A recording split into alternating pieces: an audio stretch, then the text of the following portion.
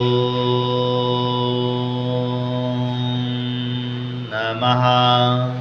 सिद्धेभ्यः।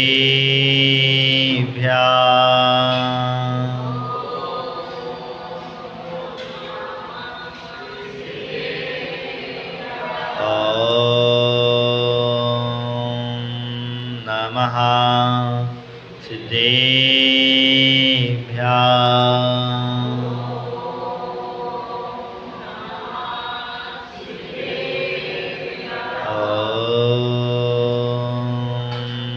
नमः सिद्धेभ्यः।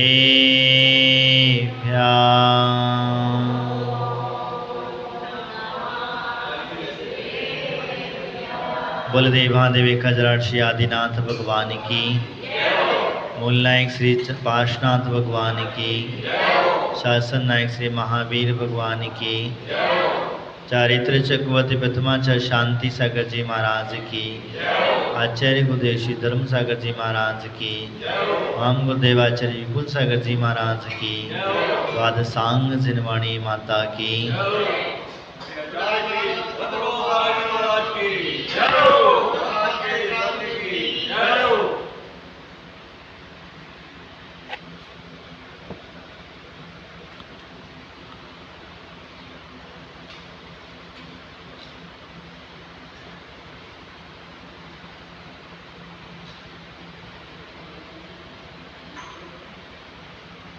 श्रावक की चर्चा कर रहे थे। श्रावक भगवान की पूजा अर्चा करता है तो वह षट आवश्यकों के पहले उस व्यक्ति के जीवन में सप्त वैष्णव का त्याग होना ही चाहिए। अगर वो सप्त वैष्णव का त्याग नहीं करता है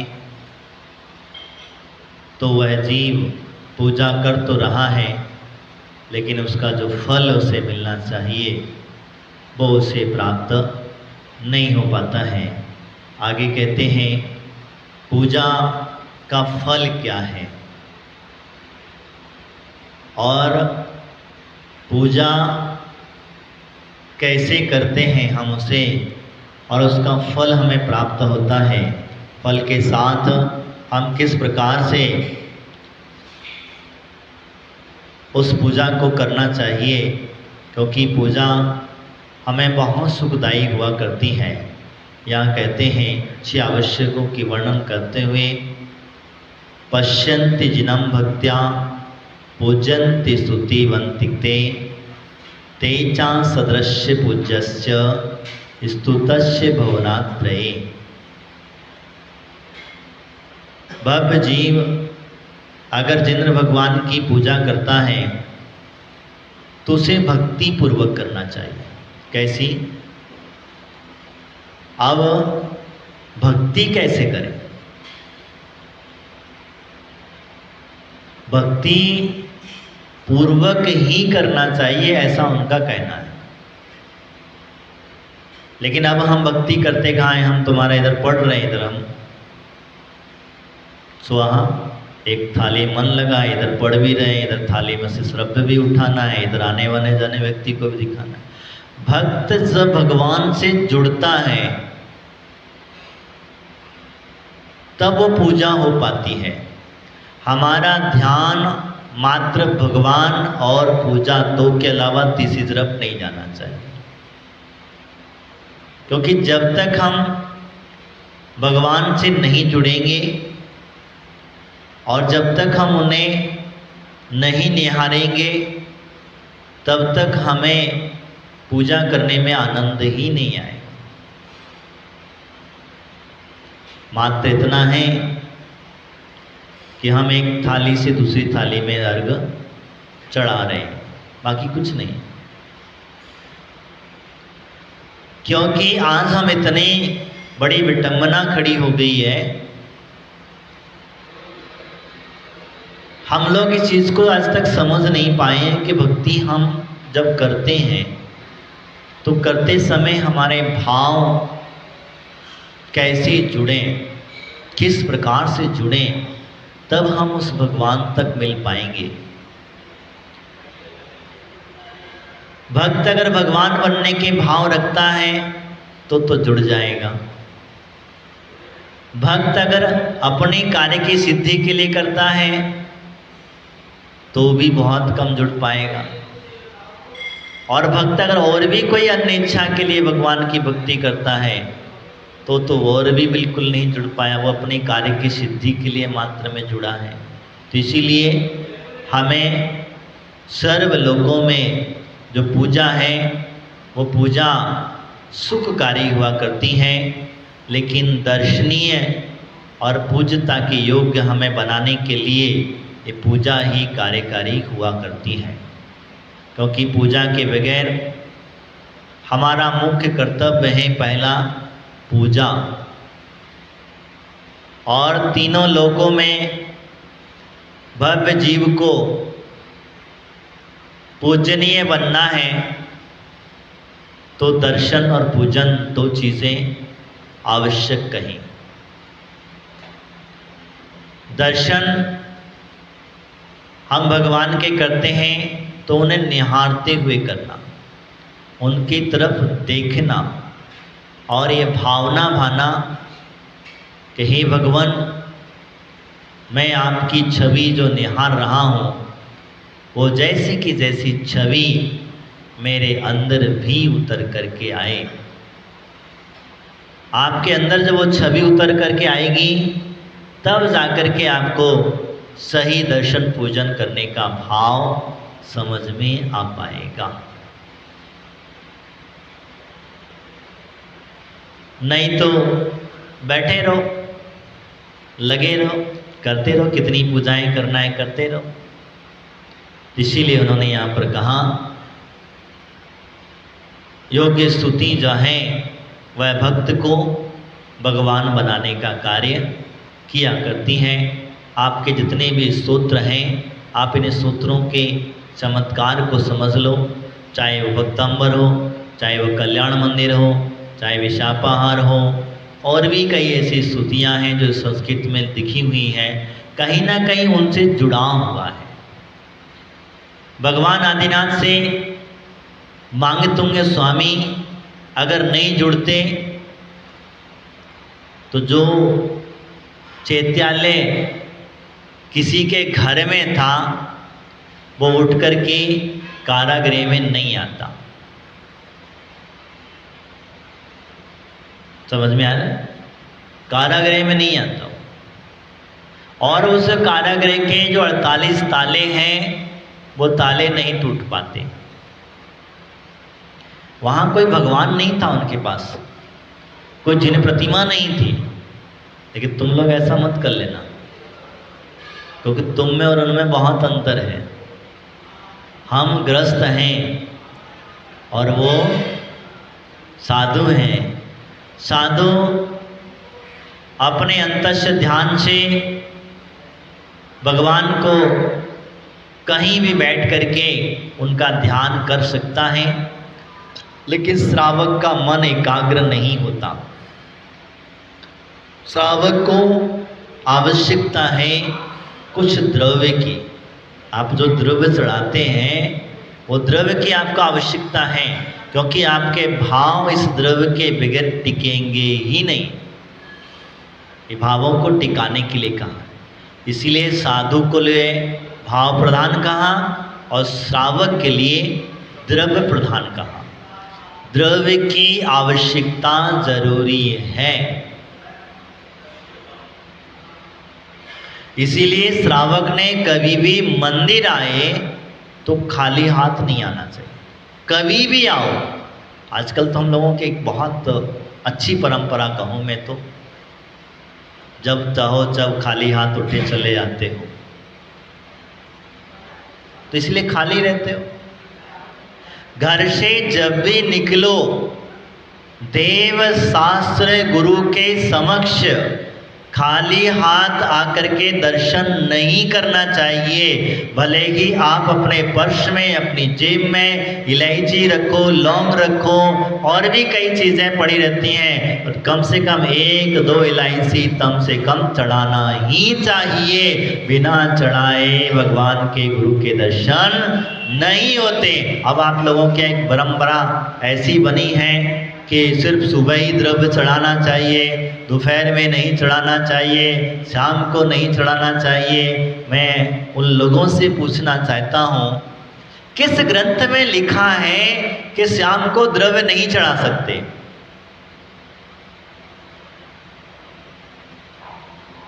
किस ग्रंथ में लिखा है?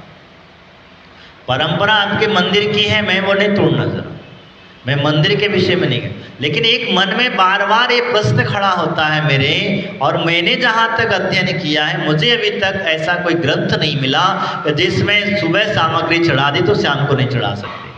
आप सुबह भोजन करते तो शाम को नहीं खाते क्या? हाँ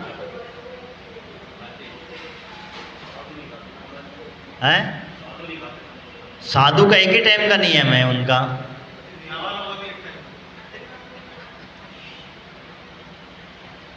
कभी कभी विशेषता ऐसी हो जाती है, इसीलिए ध्यान रखना,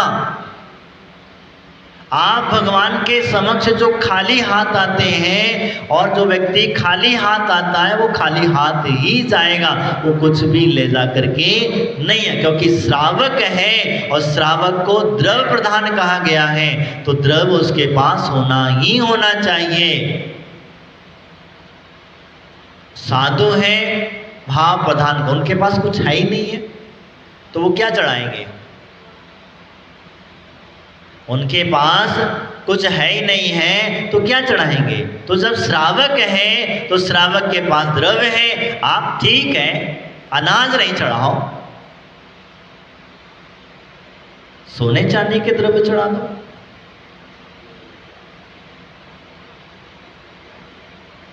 तुम्हारी मान्यता है, मान लेता हूं मैं। हम सूखे, मैंने जैसे बताया, लौंग है, इलायची है, ऐसी चीजें हैं, हम इनको तो चढ़ा, क्योंकि खाली हाथ मत करो। और कई लोग देखे हमने, महाराज लोगों के पास भी जाते बस खाली हाथ, नमोस्तु का, तो क्या मिलेगा तुमसे? क्या मिल रहा है? कुछ नहीं प्राप्त कर रहे हो। ध्यान रखना, आज हम अपने पुण्य को छीन कर रहे हैं, पुण्य को छीन हो रहा है। जब भी जाओ, कभी भी जाना,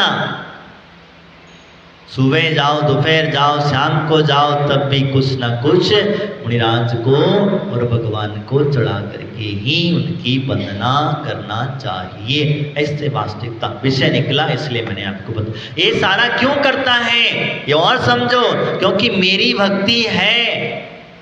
आपको फल चाहिए नहीं चाहिए? आपकी पूजा का फल चाहिए कि नहीं चाहिए? चाहिए।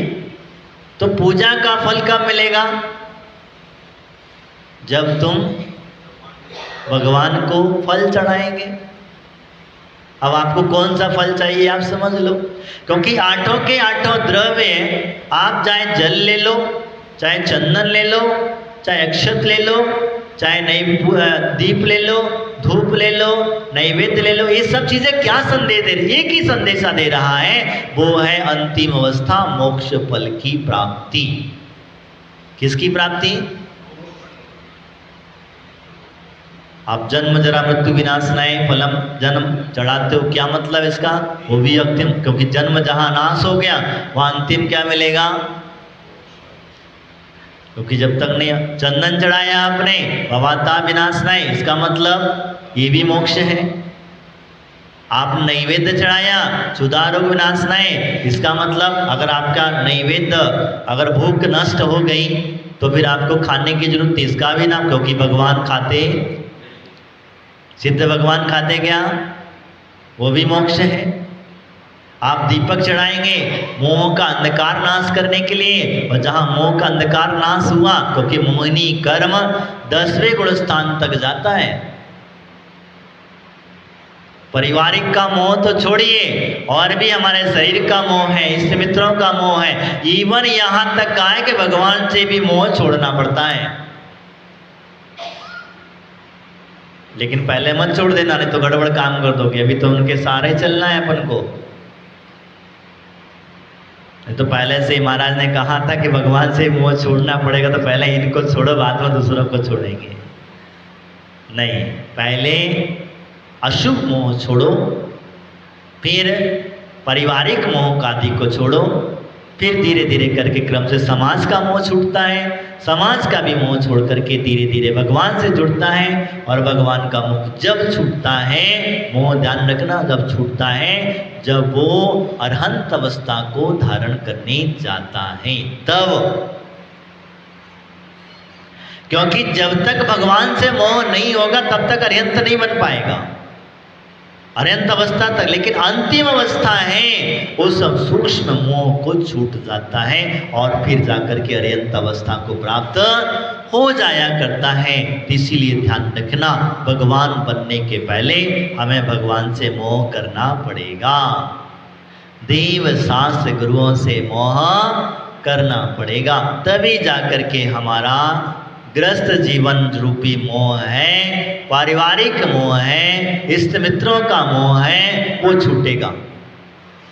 गुरुओं से मोह करोगे तो पारिवारिक मोह छूट जाएगा, धीरे धीरे करके अपने आप छूट जाएगा।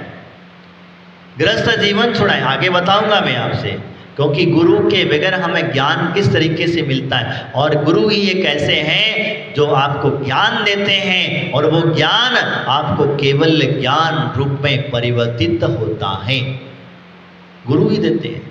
आगे हम चर्चा करेंगे इस विषय के लिए, मैं भी अपनी चर्चा। तो फिर जिस पूजा की बात कर रहे हैं, तो हम जिसको कह रहे हैं मोह अंधकार, मोह का नाश भी अंतिम क्या है? मोक्ष। और अस्त कर्म नयनाय धूपम न पामती, आठों कर्म नष्ट हो गए तब भी मोक्ष है। और मोक्ष फल प्राप्त आए फलम न पामती, तब भी मोक्ष है। तो समझ में आया? कोई सा भी द्रव्य चढ़ाओ, ये ध्यान रखना, कोई सा भी द्रव्य चढ़ाओ, लेकिन अंतिम अवस्था, अब बताओ आप 8 द्रव्य से अलग अलग पूजा कर रहे हैं, बस भाव, ये क्यों कर रहे हैं हम पूजा? क्योंकि इससे कम से कम एक द्रव्य में तो मेरा भाव टिक जाएगा। जल में नहीं टिका, चंदन में टिक जाएगा, चंदन में नहीं तो अक्षत में टिक जाएगा, अक्षत में नहीं तो पुष्प में टिक जाएगा, पुष्प में नहीं तो नैवेद्य में टिक जाएगा, नैवेद्य में नहीं तो धूप में, दीपक में टिक जाएगा, धूप में टिक जाएगा, अंतिम अवस्था मोक्ष में तो टिक। अब इसमें भी नहीं टिका तो भाई लास्ट में कहते सब मिला करके एक अर्घ चढ़ा दो, अर्घम न पामती स्वाहा। मतलब मेरा अर्घ में तो भी मन टिकना चाहिए, लगना चाहिए, ये हमारे भाव होते हैं। और जब इनसे भाव से जुड़ेंगे तब हमारा पूजा करना सार्थक होगा, वास्तविकता दर्शन करना, स्तुति करना हमारे आगे योग्य होगा। अब इसमें हम लोग समझ करके लें कि हमें क्या करना, कैसे करना, किस तरीके से करना। ऐसा नहीं है हमारे पास समय नहीं है, चलो जल्दी जल्दी पूजा करो भग लो। हमारे पास समय नहीं है, जल्दी जल्दी माथा पटको, सिर पटको और भगो। हाँ, अपना जल्दी जल्दी घुमाए और चल दिए, बने अपना काम वाम कोई लेना देना नहीं है। ध्यान रखना, ज्ञान गुरु से मिलेगा, लेकिन आपको गुरु के पास आना पड़ेगा, तब जाकर के आपको समझ में आएगा कि क्या चीज है। आज हमारे पास अज्ञानता भरी है, इतनी बड़ी अज्ञानता भरी है कि कपड़े पहने वाला व्यक्ति भी आशीर्वाद दे देता है और आप उससे आशीर्वाद ले लेते हो।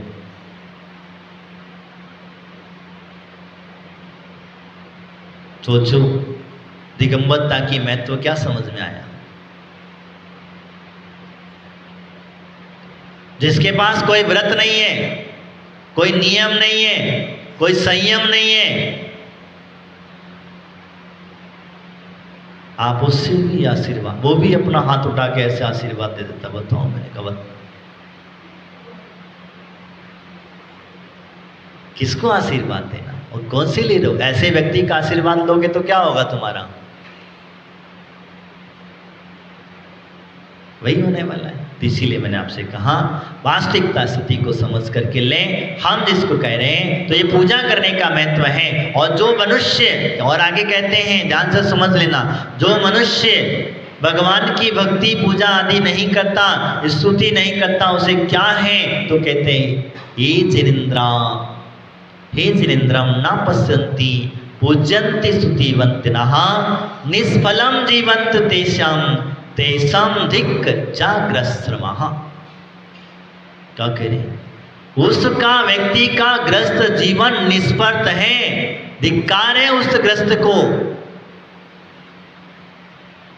सीधा सीधा कह दिया, मैं नहीं कह रहा हूं, आचार्य पद्मानंद महाराज कह रहे, तो पता चलेगा महाराज कह रहे। अगर वो देवशास्त्र गुरु की भक्ति पूजा नहीं करता है, अगर वो पूजा नहीं करता है, आदि अवस्था समझना, वो कहते हैं अगर निष्प्रह यानी कि ग्रस्त जीवन, श्रम यानी कि केवल धिक्कार है, उसका जीवन व्यर्थ है। क्योंकि भगवान की भक्ति ही हमें, स्तुति ही संसार से मनुष्यों को तारने में सहायक हुआ करती है। संसार से जिसे तरना है उसे भगवान की भक्ति करना ही पड़ेगी। नहीं तिरना है तो फिर आप जानो, जैसा चल रहा है वैसा चलने दो। किसी को जिस प्रकार से जैसा चल रहा, तो इसीलिए कहा धिक्कार है उस ग्रस्त जीवन के लिए। क्यों धिक्कार कहते हैं? तब वो कहते हैं क्योंकि ग्रस्त के जीवन में पहला पुरुषार्थ कहा धर्म पुरुषार्थ। क्या कहा? पहला पुरुषार्थ है, पहला कार्य क्या करना? धर्म करना। अब पहले अपने गृहस्थ जीवन में मत घुस जाना, घर गृहस्थी के काम में मत लग जाना। क्यों? क्योंकि धर्म पुरुषार्थ पर स्टार्टिंग करेंगे तो अर्थ और काम की सिद्धि अपने आप हो जाएगी। और जब हमारे धर्म पुरुषार्थ ही नहीं होगा तो उससे ना तो तुम्हारा अर्थ सिद्धेगा, ना हमारा काम पुरुषार्थ सिद्धेगा, और ना अंत में हमें मोक्ष की प्राप्ति होगी। ये चार पुरुषार्थ कहें हमारे आचार्यों ने, धर्म, अर्थ, काम और मोक्ष। पुरुषार्थ करना पड़ेगा, और जब तक हम नहीं करेंगे तब तक हमें। अब कई लोग कहते हैं महाराज क्या करें, रोज सोचते हैं सुबह जल्दी उठ करके मंदिर में अभिषेक करें, पूजा करें, लेकिन नींद ही नहीं खुलती। अब नींद को कौन खोलने आए?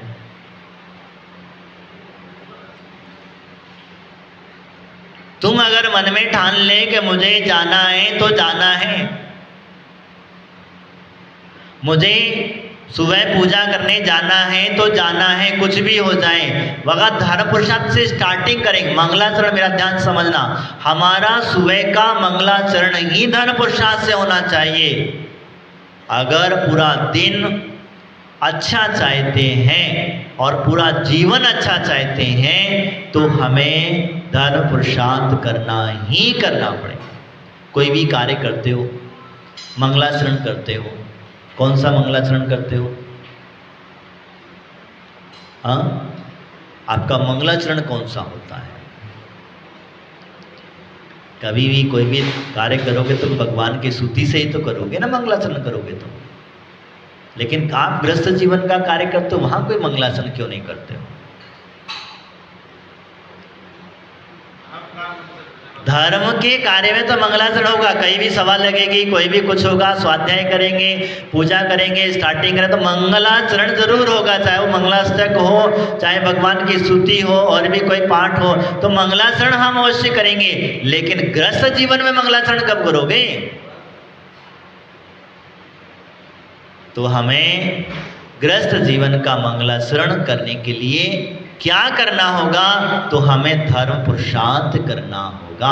आप नित्य नियम की क्रिया से निपटिए, निपट करके सीधे कहाँ जाएंगे? हम कहाँ जाएंगे? मंदिर जाएंगे।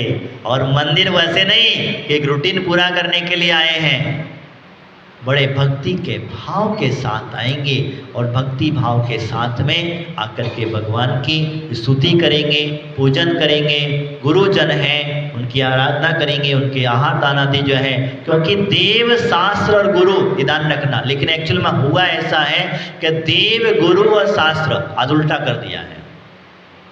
क्या है? देव गुरु और शास्त्र ऐसा होना चाहिए। क्यों होना चाहिए?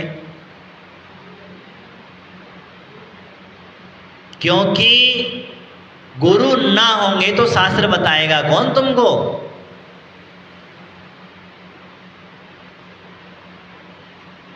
गुरु ही नहीं है तो ज्ञान मिलेगा कहां से? शास्त्र मौन पढ़ लो। आज हमारे पास जो जिनवाणी उपलब्ध है वो जिनवाणी गुरुओं के मुख से, प्रक्रम से, परंपरा से प्राप्त हुई वाणी है।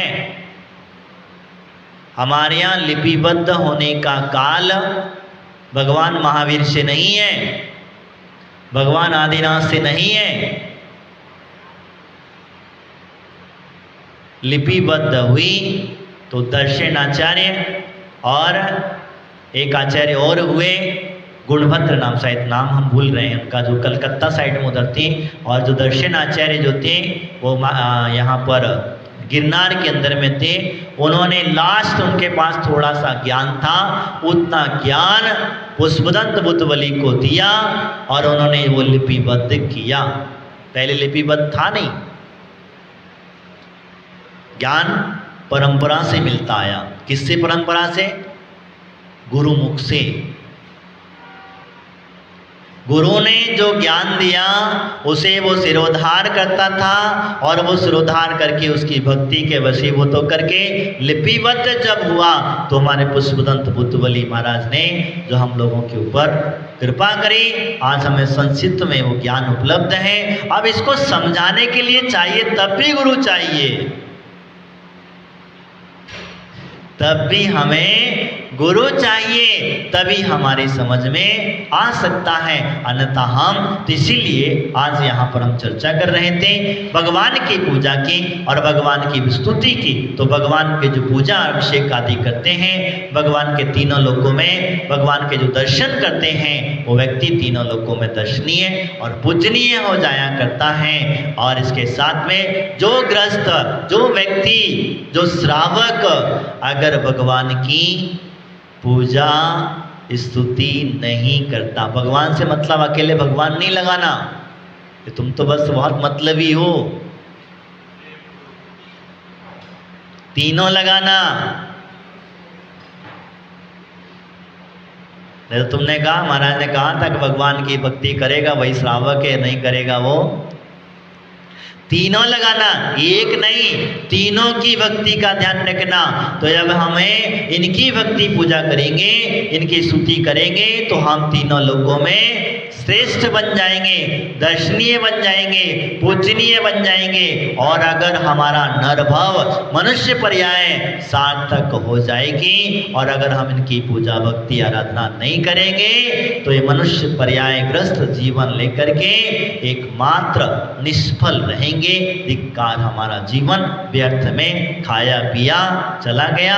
जीवन में कुछ थोड़ा बहुत पुण्य बचा था वो लेकर के तूने जन्म लिया था, अब उसको भी खत्म कर दिया। तो आपको नरक और निगोद से कोई बचाने वाला, उससे कोई बचाने वाला नहीं। इसीलिए भगवान की स्तुति आराधना हमें करते रहना चाहिए। पहला पुरुषार्थ धर्म पुरुषार्थ होता है और धर्म पुरुषार्थ के साधने से सब कुछ सद जाया करता है। वास्तविकता इस बात को यहाँ पर विराम देते हैं। बोले आगे की चर्चा आगे करेंगे। बोले महावीर भगवान की, आचार्य गुरु जी फुलसागर जी महाराज की, द्वादशांग जिनवाणी माता की।